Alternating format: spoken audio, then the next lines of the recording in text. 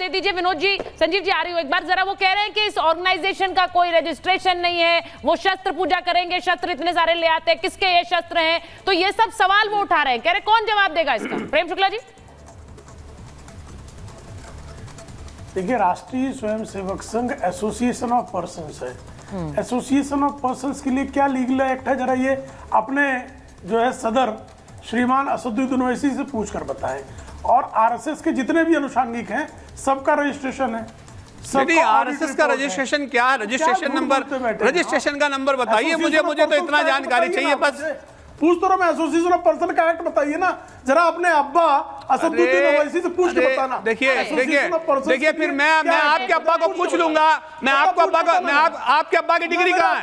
आपके अब्बा की डिग्री कहाँ है? आपके राजनीतिक अब्बा की डिग्री कहाँ है? फिर देखिए आपके पास जवाब नहीं है, सुचारिता जवाब नहीं है उनके पास, जवाब नहीं है उनके पास। अगर है रजिस्ट्रेशन तो लेके आइए। किसी के अब्बा को सुनिए, किसी के अब्बा के बारे में बात करने से प्रॉब्लम सॉल्व नहीं होगा। आपके अब्बा के पास डिग्री नहीं है, अगर है तो बता दीजिए। उन्होंने कहा, उन्होंने कहा, मैंने तो नहीं कहा, ठीक है, मैंने तो शालीनता से पूछा है। ये मुमकिन है क्या? मैं इसलिए पूछ रही हूँ, क्या होता है मुझे बताइए ना, मैं तो शालीनता से बोल रहा हूँ। उन्होंने सवाल पूछा है, ये भौंक क्यों रहा है? मैं तो शालीनता से पूछ रहा हूँ ना, ये भौंक क्यों रहा है? अब्बा बोलते हैं काहे इतना बिलबिला गया? सीनियर प्रवक्ता है अपनी पार्टी के, ऐसी काहे बिलबिला गया भाई? आपने सवाल रजिस्ट्रेशन नंबर बता दीजिए ना, बताइए रजिस्ट्रेशन नंबर कहाँ है? बताइए। अरे एसोसिएशन ऑफ पर्संस का सीएजी का रिपोर्ट पार्लियामेंट में जाएगा तो एक फर्द की इंफॉर्मेशन जाएगी, आरएसएस की नहीं जाएगी। क्यों नहीं जाएगी? ऐसा स्पेशल प्रिविलेज क्यों है इस देश के लिए? तमाम राजनीतिक पार्टियां। नहीं, तो आप ये कह रहे हैं कि आरएसएस को इतनी प्रिविलेजेस के साथ रहने दिया गया। दानिश कुरैशी साहब, ये हजम होने वाली बात है क्या संजीव जी कि इतनी? नहीं, सुन लीजिए ना मेरी बात प्रेम शुक्ला जी, वो ये कह रहे हैं कि ये सब कुछ होने दिया गया, लेकिन क्या ये सिर्फ मोदी राज में था भाई?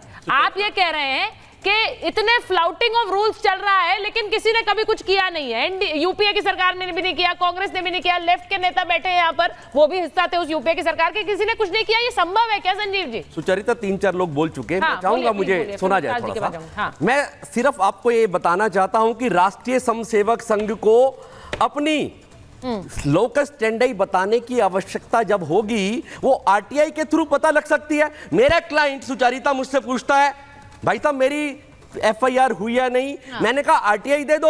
उस पुलिस स्टेशन में आरटीआई गई और उस पे आ गया कि हाँ भाई ये एफआईआर आपकी जो है सेक्शनों में दर्ज हुई है। दूसरा विषय, आज का विषय वक्फ बोर्ड का विषय है। गोविंदपुर पटना में सब बच के भाग रहे हैं, सब बच के भाग रहे हैं। सुचारिता जी, आज मेरा ही आपसे सवाल है, ये सब बच के भाग रहे हैं, इनसे ये पूछिए रजिस्ट्रेशन नंबर आपको उन्हें रटा हुआ होगा क्या? रजिस्ट्रेशन नंबर मैं 2-3 नंबर नहीं अगर है भाई, अगर वो कह रहे हैं सुचारिता, मैं 2-3 बातें बता रहा हूं, भेज दीजिएगा। अरे इनको चुप करें। ठीक है, बोलिए।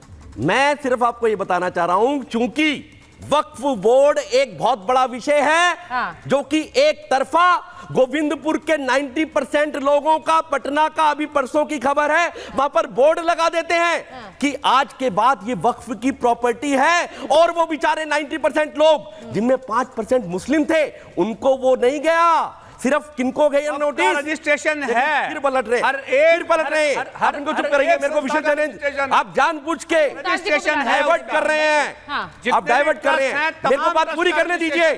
तमाम ये विषय है, ये चाहते हैं विषय आए ना, मुत्तवलियों के विषय है, मुद्दा ये है। मेरे को रजिस्ट्रेशन दीजिए Sucharita, Sucharita let me complete. Danish साहब, हाँ ठीक है, सुचारिता लेट मी कंप्लीट कर लीजिए। मैं ये बता रहा हूं कि जैसे ही वो 90% लोगों को नोटिस गया दोस्तों, तो वो हाईकोर्ट पटना में गए।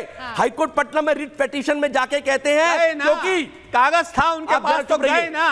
अदालत का रास्ता, बात सुनिए, अदालत का रास्ता कब खुला आप? क्या भाई किसी ने डॉक्यूमेंट, करोड़ों लोग महाभारत में आपको वक्त बता रहे हैं, सुनना चाह रहे हैं, वक्त बता रहे हैं, अभी अदालत क्या कर लेगी? मैं बात पूरी करूंगा, ये तो बताइए।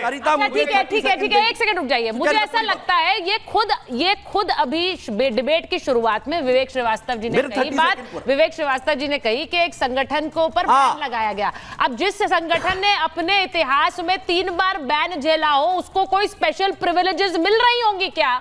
ये आप सवाल बार बार उठाए जा रहे हैं दानिश जी। उसे प्रिविलेजेस मिल रही है, लेकिन किस तरह की प्रिविलेजेस है? यही प्रिविलेजेस थी पहले की सरकारों ने बैन लगाया था। आपको लगता है उन्होंने चलने दिया होगा अगर ये इस तरह से चल रहा था जो आप बता रहे हैं? दानिश साहब, मैं इनकी इज बात इट का जवाब पॉसिबल? हाँ, मैं इनकी बात का जवाब दूंगा। मैं श्रीवास्तव एक मिनट चुप रहा हूं, मेरे को मौका मिला है। उसके बाद वो हाई कोर्ट में जाते हैं, पटना हाई कोर्ट में नॉक करते हैं। हाई कोर्ट कहता है वक्फ बोर्ड से तुम्हारे पास कोई कागज है, और वक्फ बोर्ड के पास कोई कागज नहीं मिला दोस्तों। और उसके बाद आपको हैरानी होगी कि वो जमीन एक पप्पू खान करके वहां का काउंसलर था, उसको खाली करने का। आप चुप रहिए Srivastava, You are legally misguiding the आपको चुप people, करें। sir। आप वरिष्ठ वकील हैं, मेरा एक विषय है पूरा, मेरा एक विषय पूरा होने दीजिए।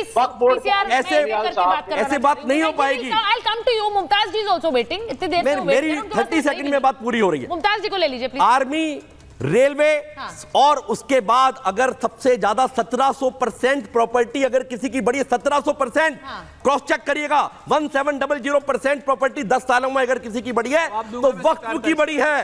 तो दोस्तों ये अंबानी का प्रश्न नहीं है, ये प्रश्न मुझे तो लगता है कहीं स्टूडियो के सामने आके ना कह दे कल को बोर्ड लगा के कि ये प्रॉपर्टी तो वक्फ प्रॉपर्टी है। मैं मुमताज जी एक सीधा सवाल पूछ रही आप में, जो लोग कल जुम्मे की नमाज के दौरान ये QR कोड्स लगाए गए, देश भर के मस्जिदों में लगाए गए, तो उनसे कहा गया कि भाई आप QR कोड स्कैन करिए और बोलिए कि आप नहीं चाहते हैं वक्फ संशोधन बिल आए।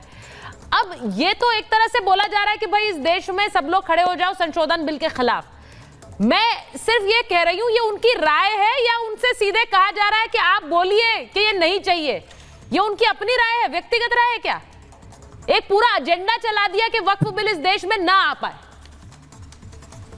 नहीं, बिल्कुल ऐसा नहीं है। हाँ। जिस तरीके से इसको कहा जा रहा है सुचारिता जी, और इससे पहले जब ट्रिपल तलाक का मामला था तब भी इस तरह से लोगों की राय ली गई थी और लोगों से कहा जा रहा था कि आप जो है, और ये देखिए all India Muslim personal law board जो है वो चूंकि कानूनी लड़ाई लड़ना और जो अक़लियतों के लिए हुकूक दिए गए हैं संविधान में, तो उन हुकूक को लोगों तक पहुंचाना, उनके अवेयर करना, इसमें कोई ऐसा नहीं है। और ये कोई साजिश नहीं है, वो कह रहे हैं QR कोड, और सरकार तक अगर ये पैगाम पहुंचाया जा रहा है तो इसमें क्या परेशानी हो गई? मुझे लग रहा है कि कहीं कोई इसमें परेशानी की बात नहीं है, और इसको बहुत ज्यादा हवा न बनाया जाए।